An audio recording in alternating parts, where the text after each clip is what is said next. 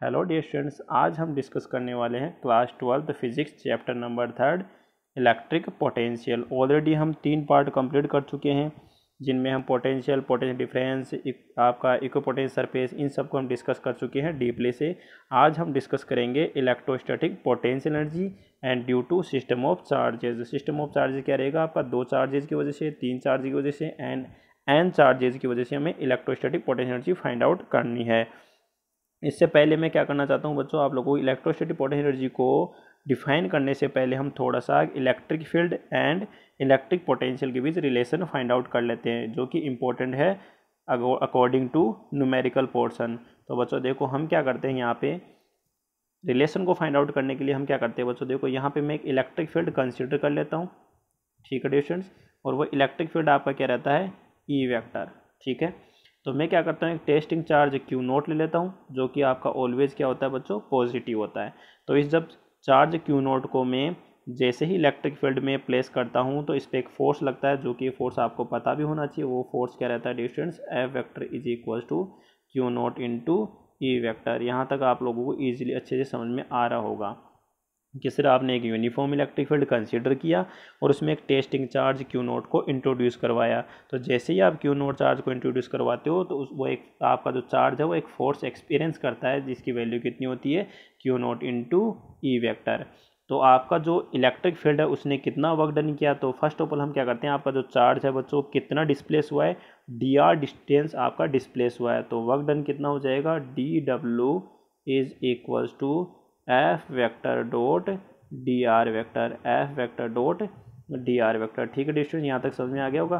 F जो हमारा force है उसका हम वैल्यू पुट कर देते हैं सबसे पहले, Q into E vector dot D R vector. अब बच्चों आपकी चीज़ ध्यान रखनी है, जो आपका वर्क डन है ये किसकी वजह से है? Due to electric field. और जैसे हम ड्यू टू इलेक्ट्रिक फील्ड की बात करते हैं तो वर्क डन हमेशा क्या होता है? नेगेटिव होता है। ये चीज़ हमें याद रखनी है। The work done by electric field is always taken as negative.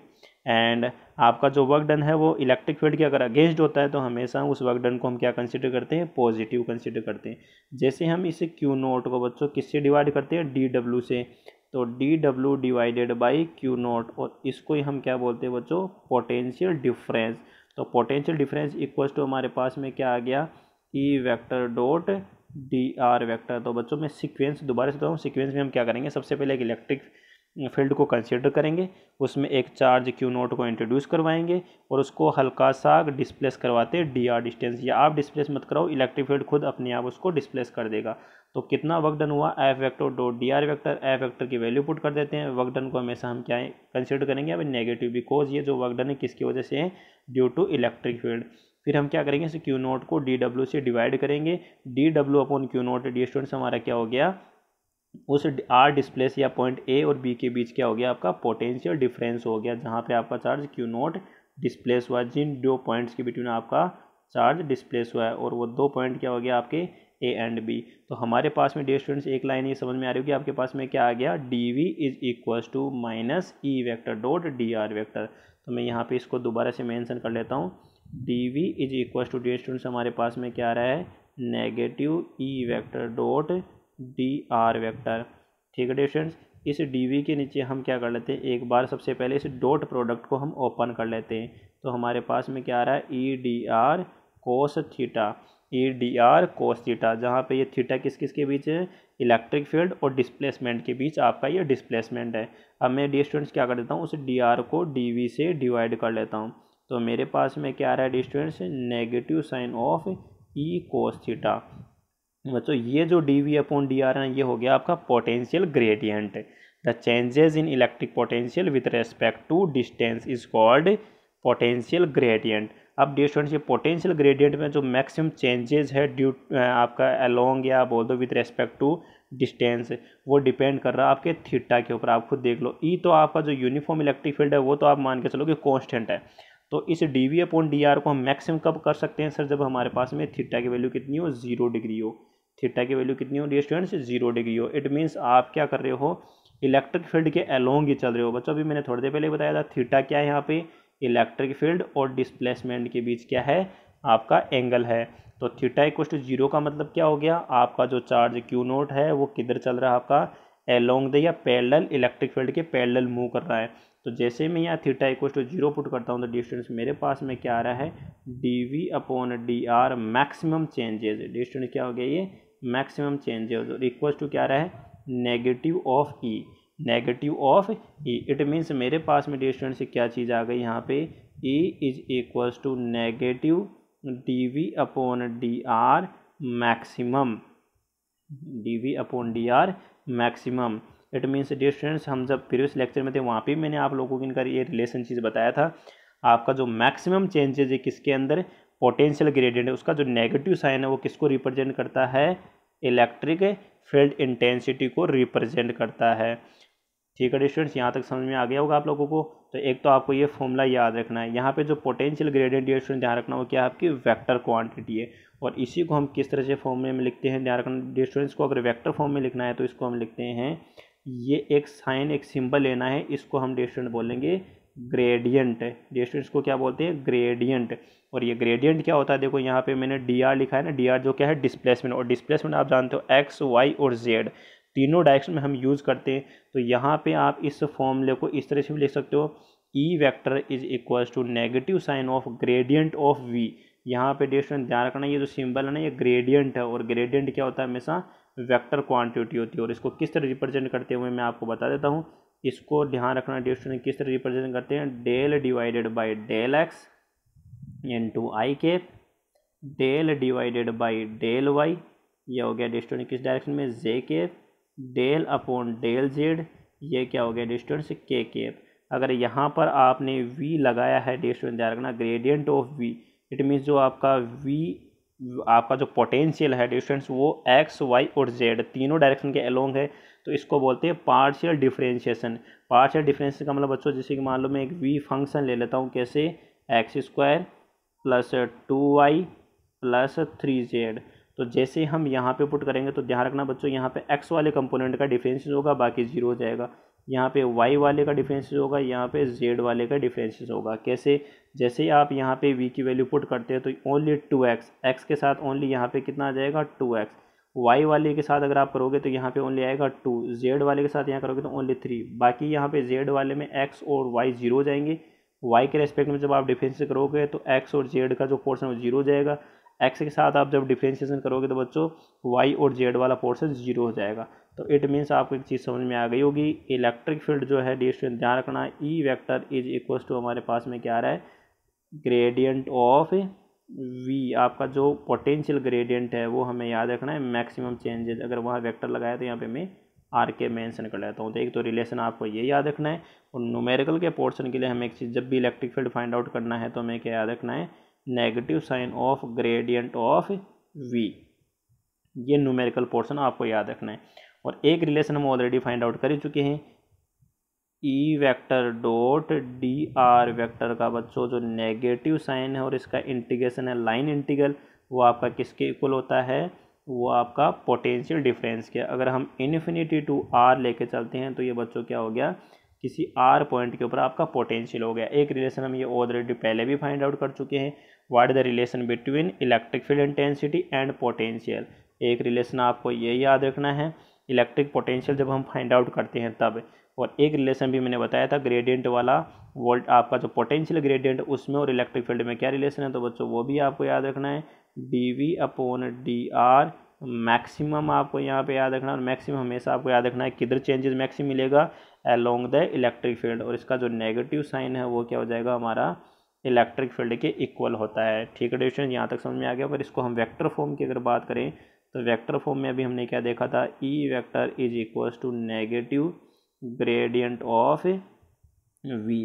ये भी आपको रिलेशन याद रखना है। तो आई थिंक आप लोगों को इलेक्ट्रिक फील्ड और पोटेंशियल के अंदर रिलेशन अच्छे से पता लग गया होगा। 3 फॉर्मूले हमें ऑलरेडी याद रखने हैं, एक फॉर्मूला ये रहा, एक फॉर्मूला ये रहा और एक फॉर्मूला ये रहा। अब हम चलते हैं इलेक्ट्रोस्टैटिक पोटेंशियल एनर्जी। तो देखो डिस्टेंस, इलेक्ट्रोस्टैटिक पोटेंशियल एनर्जी क्या होती है, the work done in moving a charge Q from infinite to a point in the field against the electric force is called electrostatic potential energy.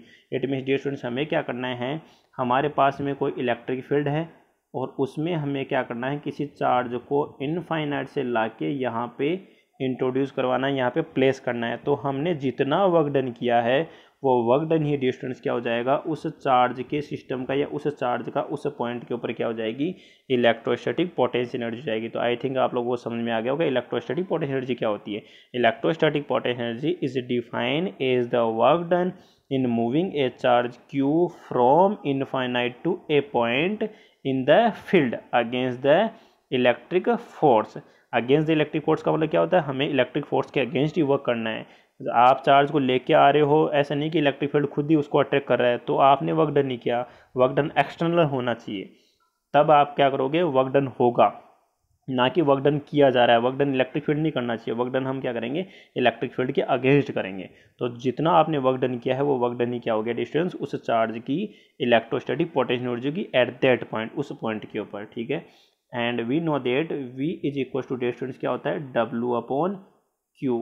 So we can say कितना आपने work done किया, V is equal to W is equal to V into Q। It means अगर आपने कोई charge ला के रखा है और उस पॉइंट के ऊपर अगर पोटेंशियल V है तो डिस्टेंस आपने कितना वर्क डन किया, वो डायरेक्ट याद रखना है, V इंटू Q। मैं दोबारा से रिपीट करता हूँ, अगर हमारे पास में कोई चार्ज Q है और उसको हम किसी इलेक्ट्रिक फील्ड में ऐसे पॉइंट पे ला के प्लेस करें जहाँ पे ऑलरेडी पोटेंशियल कितना है, V है, तो आपने डिस्टेंस कितना वर्क डन किया, डायरेक्ट फॉर्मूला लगाना है V इंटू Q। कितना हो जाएगा डिस्टेंस, V इंटू Q।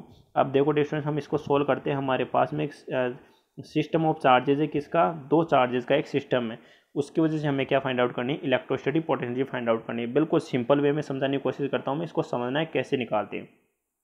एकदम ब्लैंक स्लाइड पे चलते हैं और इसको समझना है कि सर ये पूरा फॉर्मूला कैसे आया। देखो डिस्टेंस को कैसे करेंगे हम, पहले से हमारे पास में एक्सटर्नल कोई इलेक्ट्रिक फील्ड नहीं होना चाहिए, पहले से ऑलरेडी एक्सटर्नल इलेक्ट्रिक फील्ड नहीं होना चाहिए। अभी हम क्या कर रहे हैं, ये स्क्रीन ले रहे हैं, यहाँ पे इलेक्ट्रिक फील्ड क्या है, एब्सेंट है, जीरो इलेक्ट्रिक फील्ड है। तो फर्स्ट ऑफ ऑल डिस्टेंस में क्या करूँगा, एक Q1 चार्ज है, उसको इनफाइनाइट से किसी पॉइंट A के ऊपर ले आता हूँ, ठीक है। डिस्टेंस यहाँ पे लाके मैंने इसको रख दिया Q1 चार्ज को, और मैंने अभी कितना वर्क डन किया, डिस्टेंस ध्यान रखना है, जीरो वर्क डन किया है। वाई, बिकॉज यहाँ पॉइंट A के ऊपर कोई ऑलरेडी पोटेंशियल नहीं है। अभी मैंने थोड़ी देर पहले कहा था अगर आपके पास में ऑलरेडी कोई पोटेंशियल नहीं है तो वर्क डन कितना होगा, जीरो, बिकॉज पहले से कोई ऑलरेडी इलेक्ट्रिक फील्ड नहीं था। अब हम क्या करेंगे, डिस्टेंस एक चार्ज Q2 को वही इनफाइनाइट से लाएंगे और किस पॉइंट के ऊपर ला के रख देंगे, एक B पॉइंट के ऊपर ला के रख देंगे। ये हमारा Q2 चार्ज आ गया। इस बार मैंने कितना वर्क डन किया, W2। बच्चों ध्यान रखना, इस बार W2 जीरो नहीं होगा। अब आप कहोगे सर क्यों नहीं होगा, बिकॉज डिस्टेंस ध्यान रखना, इस Q1 चार्ज की वजह से इस पॉइंट B के ऊपर पोटेंशियल आ चुका है। इस Q1 चार्ज की वजह से यहाँ B पॉइंट के ऊपर पोटेंशियल आ चुका है, उस पोटेंशियल पर ही हम इस चार्ज Q2 को ला के रख रहे हैं। So we can say W2 is equal to क्या हो गया, डिस्टेंस Q2 इंटू V, और वो V कितना आपको पता होना चाहिए, पॉइंट चार्ज Q1 की वजह से ये डिस्टेंस मैंने कितनी कंसिडर कर ली, R। तो एक आपके पास में पॉइंट चार्ज Q1 है, उससे R डिस्टेंस के ऊपर पोटेंशियल आपको पता होना चाहिए कितना होता है, KQ1 डिवाइडेड बाई R। तो ये पोटेंशियल तो आपको यहाँ पे नजर आए, इसको किससे मल्टीप्लाई करना, ओनली Q2 से। तो यही आपकी क्या हो गई, पोटेंशियल एनर्जी हो गई। W1 तो जीरो हो गया, W2 आपके पास में कितना आ गया, Q2 इंटू इस पॉइंट B के ऊपर पोटेंशियल, पॉइंट B पे पोटेंशियल किसकी वजह से, चार्ज Q1 की वजह से, और एक सिंगल पॉइंट चार्ज की वजह से R डिस्टेंस के ऊपर पोटेंशियल कितना होना चाहिए, वो आपको पता ही है फॉर्मूला, KQ/R। तो आपके पास में दो चार्जेस का जो सिस्टम है उसके कारण पोटेंशियल एनर्जी डिस्टेंस कितनी आ गई, KQ1 Q2 डिवाइडेड बाई उनके बीच डिस्टेंस कितनी है, जो भी आप डिस्टेंस ले रहे हो। तो देखो डिस्टेंस पेयर याद रखना है हमेशा, देखो दो का पेयर बन गया ना, Q1 Q2। इसी तरह से मान लो आपके पास में चार्ज Q1 एंड Q3 है, तो Q1 Q3 उनके बीच डिस्टेंस कितनी हो जाएगी, R13, कुछ भी डिस्टेंस XYZ कंसिडर कर लो। तो देखो हमें यहाँ पे ऐसे ही कुछ करना पड़ा है, यहाँ पे Q1 चार्ज है, यहाँ पे Q2 चार्ज है। Q1 का जो पोजीशन वेक्टर वो R1 वेक्टर है, और Q2 का बच्चों कितना है, R2 वेक्टर है, और उनके बीच जो डिस्टेंस है वो कितनी है, R2 vector minus R1 vector है। किसकी वजह से, ये किसकी वजह से हमने फाइंड आउट किया, एडिशन ऑफ आपका जो ट्राइंगल एडिशन है, वेक्टर सम का जो ट्राइंगल वाला रूल है, उससे हमने ये बीच का पोजीशन वेक्टर निकाला A और B के बीच, जो कि कितना हो गया, R2 vector minus R1 vector, ठीक है। तो फॉर्मूला देखो अभी मैंने बताया था ना कैसे आया। फर्स्ट ऑफ ऑल हम क्या करेंगे, चार्ज Q1 को इनफाइनाइट से लाके यहाँ पुट करेंगे, तो कितना वर्क डन करना पड़ा, जीरो वर्क डन, बिकॉज पहले से ऑलरेडी आपका इलेक्ट्रिक फील्ड एब्सेंट है। अब हम क्या करेंगे, Q2 चार्ज को लाके इनफाइनाइट से लाके यहाँ रखेंगे। तो डियर स्टूडेंट ध्यान रखना, इस बार हमारे पास में वर्क डन आएगा और वो कितना आएगा, कौन सा चार्ज लेके आ रहे हैं, Q2। और यहाँ पे पोटेंशियल किसकी वजह से आएगा डियर स्टूडेंट से, Q1 चार्ज की वजह से। पोटेंशियल यहाँ बी पॉइंट पे किसकी वजह से रहेगा, Q1 चार्ज की वजह से।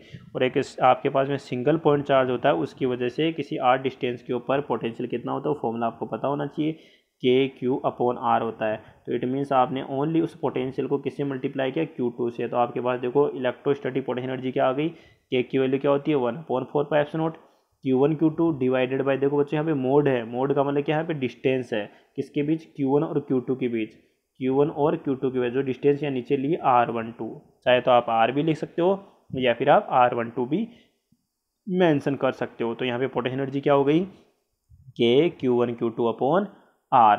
नेक्स्ट चलते हैं बच्चों, आपके पास में जो चार्जेस ऑफ सिस्टम हो कितना है, 3 चार्जेस का आपके पास में क्या है, सिस्टम है।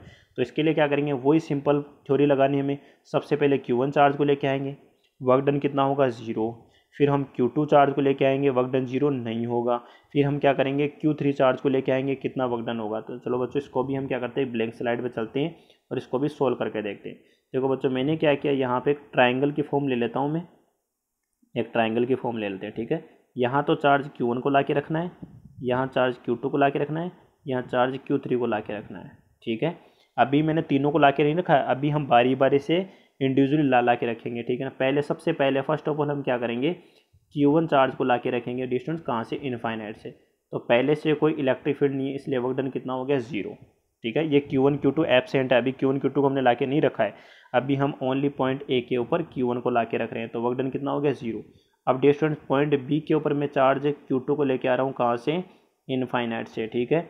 जहाँ पे आपका Q1 और Q2 के बीच डिस्टेंस मैं ले लेता हूँ R12 एंड Q2 Q3 के बीच डिस्टेंस हम कितने लेते हैं, distance R23 and Q1 Q3 के बीच डिस्टेंस हम कितनी कंसिडर कर लेते हैं, R13, ठीक है। डिस्टेंस यहाँ तक समझ में आ गया। अब मैं क्या करता हूँ, जैसे ही Q2 को डिस्टेंस यहाँ पे ला के रखता हूँ तो Q1 की वजह से B पॉइंट के ऊपर पोटेंशियल आ चुका है, और वो पोटेंशियल डिस्टेंस आपको याद रखना है, B पॉइंट के ऊपर जो पोटेंशियल वो कितना होएगा, KQ1 डिवाइडेड बाई R12। और कौन से चार्ज को आपने ला के रखा है यहाँ पे, Q2 को। तो distance W2 is equal to क्या हो गया, कौन सा चार्ज, Q2। यहाँ पे B पॉइंट पे पोटेंशियल क्या हो गया, KQ1। तो यहाँ पे K को मैं आगे मल्टीप्लाई करता हूँ और ये हो गया Q1 डिवाइडेड बाई क्या हो गया, R12। तो डिस्टेंस W2 हमारे पास में क्या हो गया, KQ1Q2/R12। अब हम क्या करेंगे, इनफाइनाइट से चार्ज Q3 को ला के रखेंगे, इनफाइनाइट से चार्ज Q3 को ला के रखेंगे। अब डिस्टेंस यहाँ पे दो पोटेंशियल हो गए, Q1 चार्ज की वजह से भी और Q2 चार्ज की वजह से भी।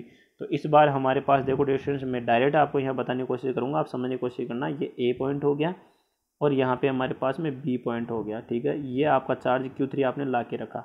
जब हमने Q2 को ला के रखा था तब तो हमें वर्क डन कितना मिला था, वो वर्क डन एक बार लिख लेते हैं।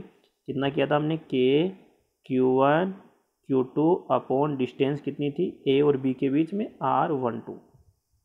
अब देखो डिस्टेंस जैसे हम Q3 को ला के रखेंगे तो पहले तो इसके कारण यहाँ पे पोटेंशियल देखो कितना है, यहाँ पे पोटेंशियल है KQ1 अपॉन डिस्टेंस कितनी है, A और C के बीच में R13, ठीक है।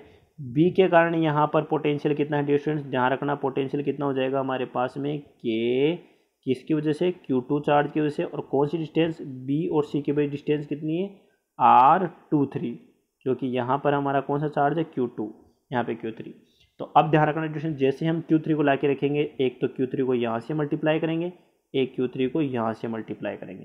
तो ये हमारे पास में एक W ये हो गया और एक W ये हो गया, मतलब टोटल वर्क डन कितना हो गया जब हम Q3 को ला के रखते हैं। तो टोटल वर्क डन डिस्टेंस हमारे पास में आ रहा है KQ1 Q3 divided by R13 plus हमारे पास में क्या आ गया, KQ2 Q3 divided by R23।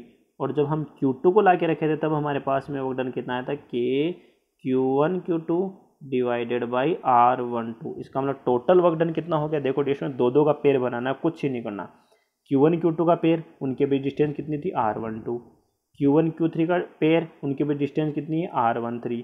Q2 Q3 का पेयर, उनके बीच डिस्टेंस कितनी है, R13। इट मीन्स हमारे पास में 3 चार्ज का जो सिस्टम है उसकी जो पोटेंशियल एनर्जी डिस्टेंस वो कितनी हो गई, वो डायरेक्ट यहाँ पे आपको पता लग गया होगा, KQ1 Q2 divided by R12, plus के Q2 multiply Q3 divided by R23 plus के Q1 multiply Q3 divided by R13। Distance यही हमने टोटल वर्क डन किया था और यही वर्क डन क्या हो गया हमारे पास में स्टोर हो गया as a potential energy of a system of charges. ठीक है ना, हमारे पास जो तीन चार्जेस का जो सिस्टम था उसके कारण पोटेंशियल एनर्जी क्या आ गई, के Q1 Q2 अपॉन R12, के Q2 Q3 अपॉन R23, के Q1 Q3 अपॉन R13। ठीक है डिस्टेंस, अगर एक जनरल फॉर्मूला बनाए तो हमारे पास में क्या आ रहा है, के कॉन्स्टेंट है और यहाँ पे एक समेसन लगा देते हैं। समेसन में क्या आ रहा है डिस्टेंस, आई इक्वल्स टू 1 से हम स्टार्ट करते हैं और j इज इक्वल टू भी हम 1 से स्टार्ट कर लेते हैं। ठीक है ना, दोनों 1 1 कभी पॉसिबल हो नहीं सकते, तो i एंड j हमने यहाँ पे 1 से स्टार्ट किया और यहाँ पे हमने कहाँ तक ले गए, n से ले गए। ध्यान रखना डिस्टेंस i और j दोनों सेम नहीं होने चाहिए हमारे पास में, तो यहाँ पे हमारे पास में क्या आ गया, qi and qj divided by rij। ठीक है डिस्टेंस, इस तरह हम ये मेंशन कर लेते हैं। लेकिन यहाँ पर एक चीज़ ध्यान रखनी है, आई और जे की जो वैल्यू है वो सेम नहीं होनी चाहिए, बिकॉज Q1 Q1 नहीं हो सकता, Q2 Q2 नहीं हो सकता, Q3 Q3 नहीं हो सकता। इसलिए हमें एक चीज़ ध्यान रखनी है, here i is not equals to j. यहाँ पे आई और जे की जो वैल्यू है सेम नहीं होनी चाहिए। ठीक है, अगर आप यहाँ पे सेम करते हो तो फिर आपको डिवाइड करना पड़ेगा, कितने पोर्शन ज़्यादा होंगे उनको हमें सब्ट्रैक्ट करना पड़ेगा, उतने पोर्शन से हमें इसको डिवाइड करना पड़ेगा। ठीक है क्वेश्चन, तो यहाँ तक समझ में आ गया हो आप लोगों को, और वो फॉर्मूले पे हम चलते हैं। देखो, 3 सिस्टम ऑफ चार्जेस है आपके, उसमें पोटेंशियल एनर्जी का फॉर्मूला आप खुद देख लो, यहाँ पे आपको नजर आ रहा होगा 1/4 जो कि आपका के था, Q1 Q2 अपॉन R12 हो गया, Q1 Q3 अपॉन R13 या R31 कुछ भी लिख लो, plus Q2 Q3 divided by R23 हो गया। इस तरह हम इजीली फाइंड आउट कर सकते हैं पोटेंशियल एनर्जी। अगर आपके पास में n चार्जेस है तो देखो डिस्टेंस यहाँ पे हाफ से क्यों किया है, हाफ से करने का रीज़न ही वही है, अगर आप यहाँ पे आई और जे को यहाँ पे इंक्लूड करते हुए चल रहे हो, आई और जे को, तो आपके पास जो एनर्जी है 2 बार काउंट होगी। 2 बार यहाँ पे कैसे काउंट होगी, देखो डिस्टेंस, आप जैसे ही क्यू आई और क्यू जे लिखते हो, ठीक है, आई और जे तो इक्वल नहीं होने चाहिए, कोई दिक्कत नहीं है, बट आपने लिखा Q1 Q2, बट एक बार टर्म ऐसे भी तो आएगी ना, आई की वैल्यू 2 रहेगी और जे की वैल्यू 1 रहेगी, तो ऊपर तो मल्टीप्लाई सेम ही हो गया ना, इसलिए यहाँ पे हाफ से डिवाइड किया है, हाफ से मल्टीप्लाई किया। हाफ से मल्टीप्लाई का मतलब क्या हो गया, Q1 Q2 and Q2 Q1, ये 2 बार आपका आएगा, बिकॉज आई इक्वल टू 1 है तो जे इक्वल टू 2 हो गया, बट एक बार क्या होगा, आई इक्वल टू 2 आएगा और जे इक्वल टू 1 आएगा, तो ये तो 2 बार हो गया ना। 2 बार हो गया तो आपके पास में जो मल्टीप्लिकेशन है, जो एडिशन है, वो 2 बार हो गया, 2 टाइम्स हो गया, तो 2 टाइम्स से हम जैसे ही डिवाइड कर देंगे तो एनर्जी वापस आपकी क्या हो जाएगी, डिस्टेंस फिक्स हो जाएगी। तो आई थिंक यहाँ तक आप लोगों को समझ में आ गया होगा। ठीक है डिस्टेंस, तो यहाँ तक ही काफ़ी है। Thanks for watching.